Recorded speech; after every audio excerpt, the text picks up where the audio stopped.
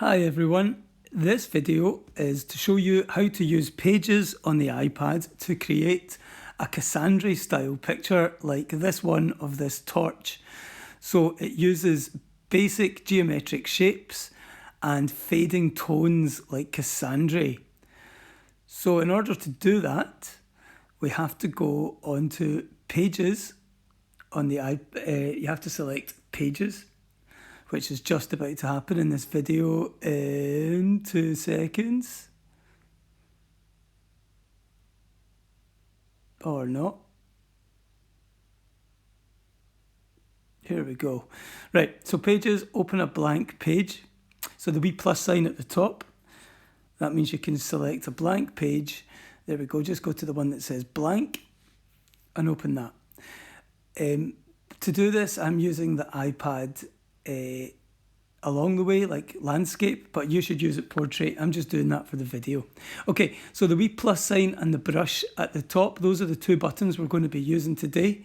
They've got lots of options. So the plus sign along the top, you see the 4 wee icons. It's got the picture one selected. We're going to go for the next one along. So the second one to the right. It's a little icon that looks like a square on top of a circle.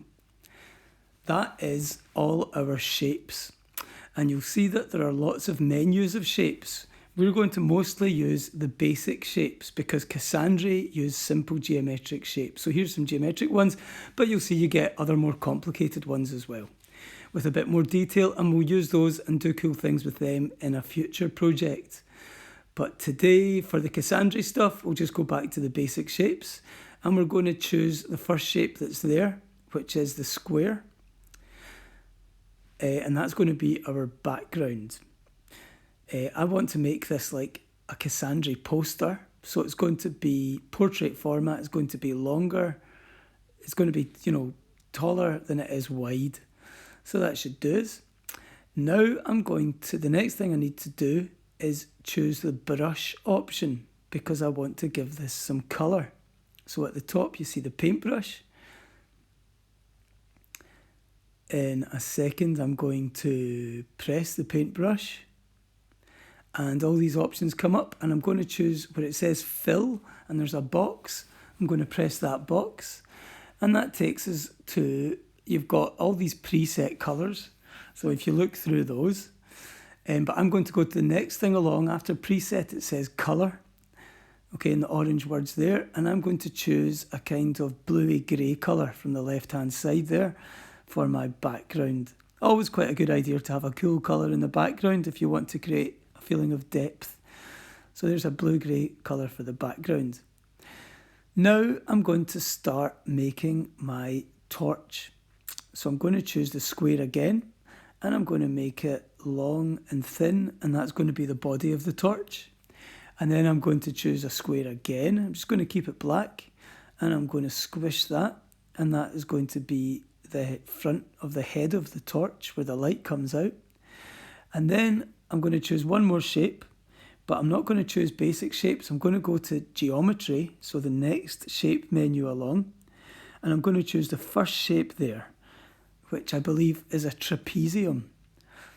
And I'm going to make that a bit smaller so it fits in the space between the two.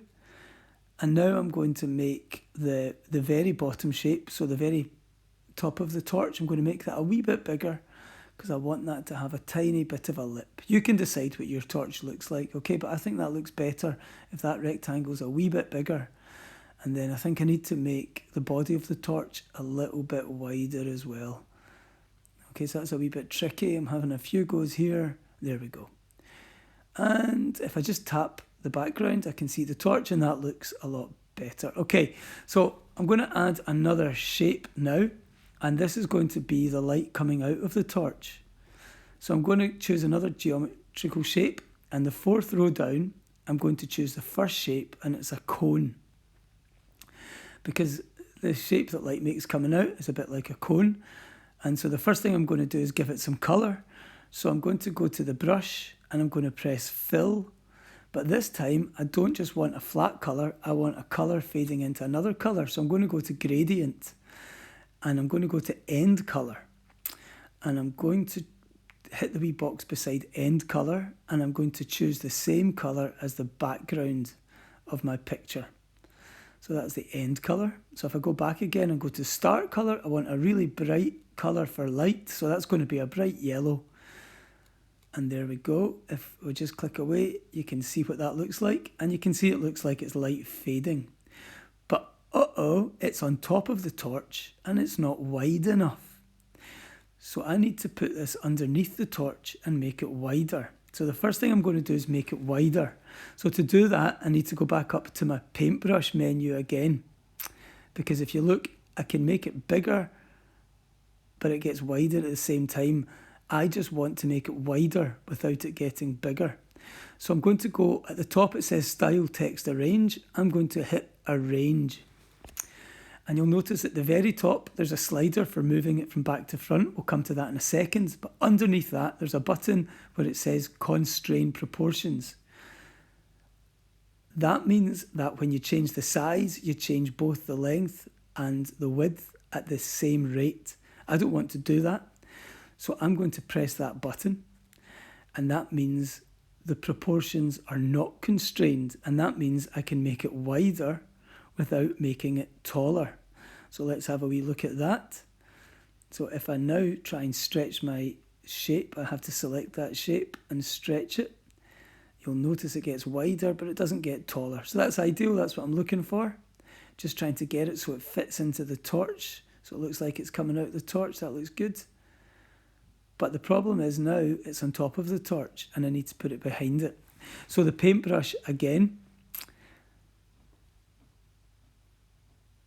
and then Arrange again, and this time it's the very top thing, it's the slider for move from back to front.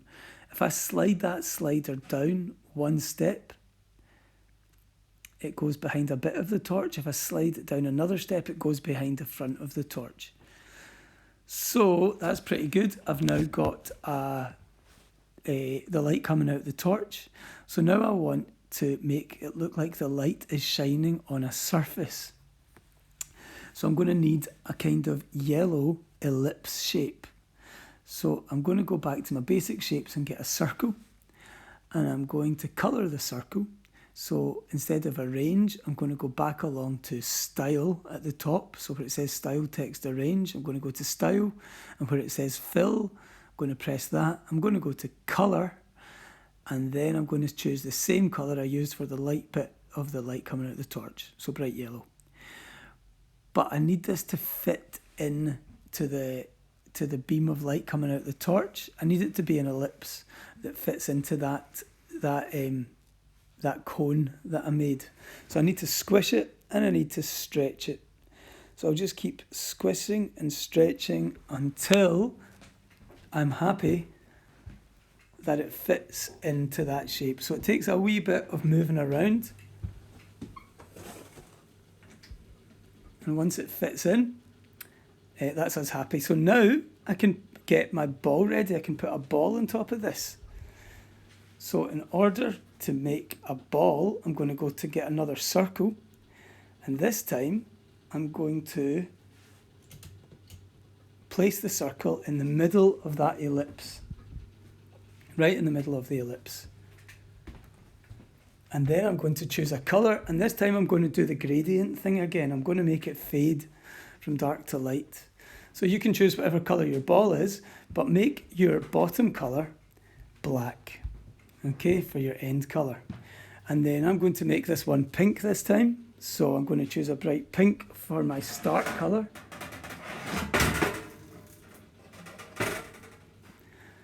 And now I've got the light shining on the ball, so that's pretty good. I'm quite happy with that. But it needs a shadow to make it look like it's sitting there. So I need another black circle, and I need to squish it into an ellipse again. And I need that ellipse to be the kind of same proportions as the ellipse of the light from the torch. So that's a wee bit too wide just now, so I just need to squish it slightly. But before I do that, I think what I'll do is I will go to Arrange in the paintbrush again, and I'm going to just put the shadow behind the ball. So I just need to slide that down one place. So now I can see the ball sitting in the shadow, but the shadow is definitely a wee bit too fat, so I'm just going to squish it down a wee bit and wait to see. There we go. Now it looks like it's sitting on the same surface as the light is shining on, so that's good.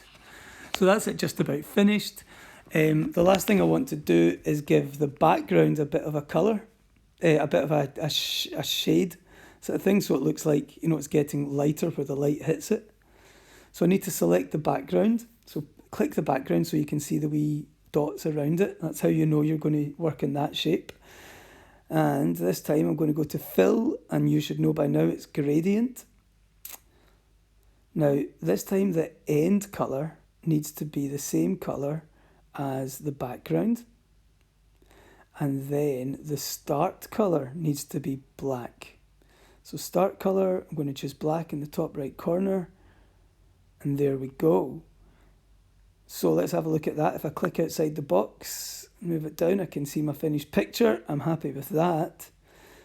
So the next thing I want you to do to save the picture, because right now it's in a Pages document, but I want to turn it into a picture. So what I need you to do is take a screen grab of your finished picture. So as you know, that's the home button and the power button at the same time. And when it comes back up onto your screen, I want you to crop it so you can't see any of the white around the edges.